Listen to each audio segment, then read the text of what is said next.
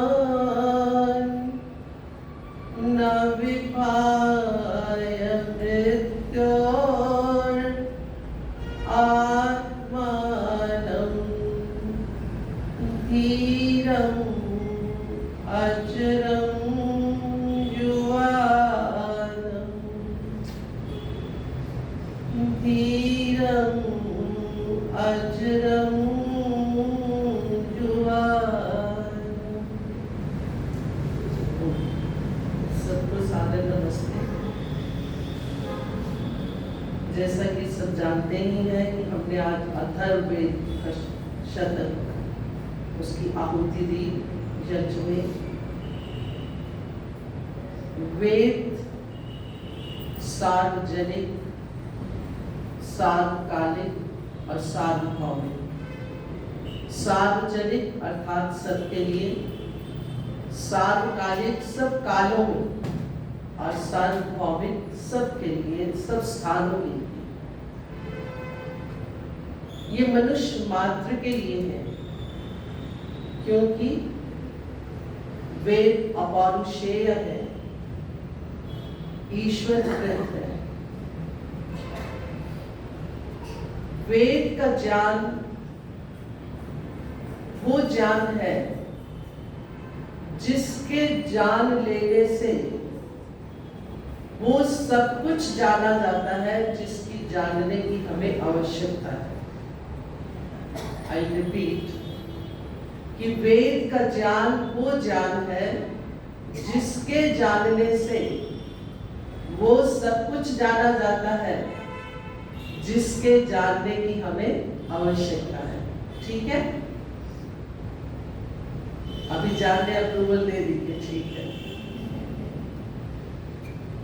जिसे वेद का ज्ञान है, जो वेद को जान लेता है, वो सब कुछ प्राप्त कर लेता है जो प्राप्त करने योग्य है। वो सब कुछ जान लेता है जो जान लेने योग्य है, और लगता है कि जो प्राप्त करना था वो प्राप्त कर लिया। जहां पहुंचकर सब स्पष्ट हो जाता है, उसके बाद जानने का कुछ और शेष बचता ही नहीं। ऐसे हैं हमारे ये वेद, और केवल हम इनका बातें करके ही अगर खुश होते रहे कि हमारे वेद बहुत अच्छे हैं, उसमें ज्ञान बहुत अच्छा है, खाना सामने रखा है, हम कहें बहुत अच्छा है, बहुत अच्छा है, तो पेट भर जाएगा? नहीं भरेगा। जब तक हम उसको उचित तरीके से खाएंगे नहीं, जब तक उसका पाचन अच्छे से होगा नहीं, तब तक उस भोजन का हमें लाभ नहीं मिल सकता। तो ये वेद का ज्ञान भी हमारी आत्मा का भोजन है। हम केवल अपने शरीर की ही पोषण करते रहते हैं, वो भी गलत नहीं है। शरीर क्योंकि हमारा एक साधन है, और साधन ही नहीं, बहुत सुंदर, बहुत बहुमूल्य साधन है। इसी शरीर के द्वारा ही हम सब कुछ कर पाते हैं, पर केवल शरीर का, केवल शारीरिक संबंधों का ही ध्यान रखना कहाँ तक उचित है। अगर हमने अपने लिए, क्योंकि मैं क्या हूँ, ये शरीर तो केवल मेरा एक रहने का स्थान है, एक साधन है, मैं जो कुछ हूँ मुझे अपने लिए भी तो कुछ करना है। तो इसलिए उसके लिए वेद ज्ञान, वेद के मंत्रों के अर्थ को विचार करते हुए, उसकी भावना बनाकर उसके अनुसार व्यवहार में जब लाएंगे, तब हम अपनी आत्मा को उसका भोजन दे पाते हैं। अथर्व वेद को ब्रह्म वेद भी कहा गया है। अनेक सूक्तों में ब्रह्म का बहुत सुंदर वर्णन जो हृदय को छू देने वाला है। यही एक मंत्र, क्योंकि समय आज कम है तो मैं छोटा सा ही कर रही हूँ। जो मंत्र अभी मैंने बोला ये भी ऋग्वेद का ही मंत्र है, अकामो धीरो। जैसा मैंने अभी थोड़ी देर पहले भी कहा था कि वेद का हर मंत्र, हर शब्द उसमें अर्थ निहित है। तो यहाँ पर इस मंत्र में प्रभु के बारे में, उस ईश्वर के बारे में बताया गया कि वो कैसा है और उसको जान लेने से क्या होगा। अकामो, वो परमात्मा कैसा है, कामना रहित। उसने इस सारी सृष्टि की रचना कैसे की है, निस्वार्थ भाव से। परमात्मा को तो कोई इंटरेस्ट नहीं हम सबको बनाकर उसे क्या मिल रहा है, उसका कोई भी स्वार्थ नहीं है। और यही बात जो यजुर्वेद के उसमें ईशोपनिषद में या आखिरी उसमें अध्याय में जब आता है, ईशावास्यम इदं सर्वम यत् किंचित जगत्याम जगत तेन त्यक्तेन भुंजिता। वहां पर अक्सर जो हम अर्थ करते हैं वो कहते हैं कि त्याग भाव से हम इसका प्रयोग करें। महर्षि दयानंद ने भाष्यकार में लिखा है कि यहाँ पर ईश्वर ने जैसे त्याग भाव से सृष्टि को हमें दिया, उसने बनाकर अपने पास नहीं रखी, उसने जैसे त्याग भाव से दिया, वही त्याग भाव से हमें भी इस सृष्टि में रहते हुए हर वस्तु का प्रयोग, उपयोग करना चाहिए। I use the word उपयोग, not उपभोग. There is a difference between the two. उपयोग जो जरूरी है हम करते जाएं, उपभोग होता है सिर्फ भोगने के लिए। तो सिर्फ भोगना नहीं है, भोगते तो कष्ट है, तो हमने क्या करना है, उसका उपयोग करना है। तो परमात्मा कैसा है, अकामो धीरो अमृता स्वयं। धीरो धैर्य, जैसे कहते हैं ना, आनंद अर्थात ईश्वर, मोक्ष अर्थात ईश्वर। अगर मैं यहाँ करूं कि धैर्य अर्थात ईश्वर, तो वो भी कोई गलत नहीं होगा। ठीक है, हमारे में से बहुत से लोग बहुत धैर्यवान होते हैं, परंतु परमात्मा के मुकाबले में तो वो कुछ भी नहीं है। योग दर्शन में है ना, तत्र निरतिशयम् सर्वज्ञ बीजम्, कि अतिशय परमात्मा में जो सर्वज्ञता है, जो ज्ञान का उसका स्तर है, उससे अधिक या उसके बराबर तो किसी का है ही नहीं। तो योग्यता भी एक गुण है। और ये यहाँ पर अगर हम कहें कि परमात्मा को हम उसका, अंग्रेजी में एक वर्ड आता है पर्सोनिफिकेशन, कि उसकी प्रतिमा, कि वो उसका पर्सोनिफिकेशन, मूर्ति, कि जैसे हम कहते हैं ना ज्ञान की मूर्ति, तो परमात्मा क्या है, धैर्य की मूर्ति। एक और मंत्र में भी आता है धीरो अथर्वा, कि जो धैर्यवान लोग होते हैं वो कभी भयभीत नहीं होते, और जो भयभीत नहीं होता वो निर्भय रहता है। और जो धैर्य है वो क्या सिखाता है, वो हमें साधना सिखाता है, वो हमें प्रतीक्षा सिखाता है कि किस प्रकार धीरे धीरे हमने आगे बढ़कर धैर्यपूर्वक अपने लक्ष्य तक पहुंचना है। तो परमात्मा क्या है, वो धैर्य की मूर्ति है, वो धैर्य का सिंबल है, प्रतीक है। अकामो धीरो अमृता स्वयं, अमृता जिसकी कभी मृत्यु नहीं होती। वो परमात्मा कैसे हैं, वो सदा अनादि काल से लेकर अनंत काल तक रहने वाले हैं। परमात्मा कभी उत्पन्न नहीं होता। एक और मंत्र में आता है अजो असि, कि परमात्मा कभी, ज कहते हैं उत्पन्न होना, अज जो उत्पन्न नहीं होता, तो परमात्मा कभी उत्पन्न नहीं होता। अमृतम, वो सदैव रहता है और रहेगा, पहले भी था, जितनी बार सृष्टि बनी, प्रलय हुई, जो भी रहा, परमात्मा सदैव है और रहेगा। स्वयं भू, उसको अपने भू रहने के लिए, बनाने, अस्तित्व के लिए किसी आश्रय की आवश्यकता नहीं है। वो अपने आप में, उसका अस्तित्व हमेशा है। आत्मा भी स्वयंभू है, आत्मा को भी किसी के सहारे की आवश्यकता नहीं अपने अस्तित्व के लिए। तीन तत्व है ना हमारे, ईश्वर, जीव, प्रकृति। तो यहाँ पर आत्मा जो है वो भी सदैव रहने वाली है। शुद्धा अनंता, योग दर्शन की भाषा आपकी मैं बोल रही हूँ, तो उसमें अनंता, आत्मा हमेशा रहने वाली है। इसी तरह परमात्मा स्वयंभू है। कई बार ये लगता है कुछ लोगों से, जब हम कुछ हेल्प लेते हैं, मार्गदर्शन लेते हैं, तो हमें लगता है अगर ये नहीं रहेंगे तो हम क्या करेंगे। परंतु परमात्मा कैसा है, वो स्वयंभू है। जिसने उस परमात्मा का आश्रय ले लिया, उसको कोई भय रहता ही नहीं है, क्योंकि परमात्मा सदा रहने वाला है, स्वयंभू। अमृता स्वयंभू, रसेन तृप्तो न कुतश्च लोना। बहुत सुंदर बात जो आई इसकी, रसेन तृप्तो, रस, आनंद, सा वै रसः, वो आनंद से परिपूर्ण है। और वो कैसा आनंद, सुख जो है हम इंद्रियों से भोगते हैं। हमें कुछ खाना अच्छा लगता है, भूख लगी है, हम खाना खाते हैं, बहुत अच्छा लगता है। वो सुख किसको मिल रहा है, इंद्रियों को। और कितनी देर मिल रहा है, जितनी देर तक हमारी भूख तृप्त है। जैसे ही दोबारा भूख लगेगी, फिर हमें कोई कष्ट आ जाएगा। परंतु जो परमात्मा की संगति का सुख है, वो जो आनंद है, उसके लिए शब्द भी प्रभु का क्या प्रयोग किया गया, आनंद।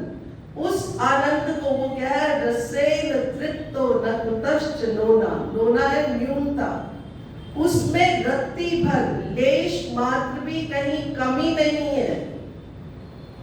हम मनुष्यों में, इवन यहाँ तक कि बड़े से बड़े विद्वानों में भी पूर्णता नहीं हो सकती। हमसे वो बेहतर है विद्वान जन, योगी जन, परंतु ईश्वर के मुकाबले में उनमें भी न्यूनताएं हैं। एक केवल परमात्मा ही है जिसमें कोई रत्ती भर भी न्यूनता नहीं है। अगर हमने उसका हाथ पकड़ लिया तो वो पूर्ण विद्वान है, ना तो कोई दोष होगा वहां पर और ना कोई कमी होगी। रसेन तृप्तो न कुतश्च लोना, इतनी तृप्ति हो जाएगी। एक भोजन खाकर तृप्ति होती है, कोई चीज हमें अच्छी लगती है, खीर, रसगुल्ला, जिसका अक्सर सब लोग उदाहरण देते हैं, क्योंकि मीठा ही लोगों को सबको अच्छा लगता है, तो उसको खाकर भी कितना खा लेंगे, 10-20 रसगुल्ले खा के आखिर क्या हो जाएगा, बहुत हो गया, दूर से ही हाथ देके नहीं, अब नहीं खाना, ऊब जाते हैं। परंतु परमात्मा का आनंद कैसा है, उससे कभी भी नहीं ऊबते। वो कहते हैं कि मोक्ष कितने साल है, 4 अरब 32 करोड़ को कितनी बार मल्टीप्लाई करना है, 36 टाइम्स, 36,000 टाइम्स। बहुत लंबा उसका है समय। मैं कई बार सोचती हूँ, याद में मैंने सिंपल यही किया कि इतने समय तक भी जब आप परमात्मा का आनंद भोगते हैं, तो हमें कभी भी सैशिएशन, इंग्लिश में आता है सैशिएशन, जिसको हिंदी में ऊबना कहते हैं, कि हम ऊबते नहीं है, उसका आनंद ऐसा है। तो हम में से कौन नहीं चाहेगा उस आनंद को प्राप्त करना। सबको मिलना, अपने प्रियजनों को मिलना भी अच्छा लगता है, बच्चों से बातचीत करनी भी अच्छी लगती है, खाने पीने की चीजें खाना भी अच्छा लगता है, अच्छे नाटक, अच्छी पुस्तक पढ़ना भी अच्छा लगता है। पर कहाँ तक, एक लिमिट है, उसके बाद हम उससे ऊब जाते हैं। परंतु परमात्मा का आनंद कैसा है, वो तृप्ति भी देता है और आनंद भी देता है, उससे कभी ऊबते नहीं है। रसेन तृप्तो न कुतश्च लोना, तमेव विद्वान न विभाय मृत्यो आत्मानं धीरं अजरं जुवा। आत्मानं यहाँ ईश्वर की है, कि वो ईश्वर जो धीर धैर्य की मूर्ति है, अजरंग जो कभी जर्जर नहीं होता, वो हमारी तरह उस पर एज दिखाई नहीं देती। आत्माएं तो हम भी वही है, एक बच्चे की आत्मा एक हमारी, age is just a number. तो आत्मा की, परंतु परमात्मा जो है वो क्या है, कहते अजरम, कभी उसमें वृद्धावस्था नहीं आती, धीरम अजरम युवानम, वो सदा युवा रहता है। तो ऐसा परमात्मा जो धैर्य की मूर्ति है, जो कभी जर्जर नहीं होता, जो सदैव युवा रहता है, जो ऐसे परमात्मा को जान जाता है, ना विभाय मृत्यु, वो मृत्यु को जीत लेता है, उसको मृत्यु का भय नहीं रहता। हम सब लोग किससे डरते हैं? यही डर रहता है ना, पता नहीं कब मृत्यु ना आ जाए। तो जब ऐसे परमात्मा की संगति में रहना शुरू कर देते हैं, तो जो मृत्यु का भय है वो समाप्त हो जाता है। शरीर तो शरीरम भस्मांतरम, शरीर ने तो भस्म होना ही है, पंचमहाभूत का बना हुआ है, पर आत्मा क्या है, ना एलम, वो अपार्थिव है। पार्थिव जो पृथ्वी से बना हुआ था, आत्मा उससे बनी नहीं है, तो आत्मा अमृत है, आत्मा ने सदा रहना है। इसलिए ओम क्रतो स्मरण, हे जीव उस ओम का स्मरण कर, उस ईश्वर का स्मरण कर, जिसको स्मरण करने से सारे अज्ञान से निवृत्ति और उस सुख की प्राप्ति जिससे आनंद होगा। तो 12 बज रहे हैं, मैंने और सोचा था, पर मुझे आज समय का ध्यान रखना है, हमारी मीटिंग है। तो इन्हीं शब्दों के साथ आप सबका धन्यवाद करती हूँ कि आप सब लोग समाज में आते रहे, रेगुलरली यज्ञ को संपन्न करवाने में सबका बहुत योगदान रहा। भगवान हम सबको इतनी शक्ति दे, इतनी सामर्थ्य दे, क्योंकि बिना शक्ति सामर्थ्य के हम कुछ भी नहीं कर सकते। हमें इतना शक्ति और सामर्थ्य दे कि हम ऐसे शुभ कार्य को सदैव करते रहें। तो एक लाइन बोलकर, तुम ना रखोगे कौन रखेगा, लाज प्रिया की शरणागत की। तुम सब दोहराएंगे, तुम ना रखोगे कौन रखेगा, लाज प्रिया की शरणागत की। तुम ना सुनोगे कौन सुनेगा, तेज प्रिया की शरणागत की। तुम ना सुनोगे कौन सुनेगा, तेज प्रिया की शरणा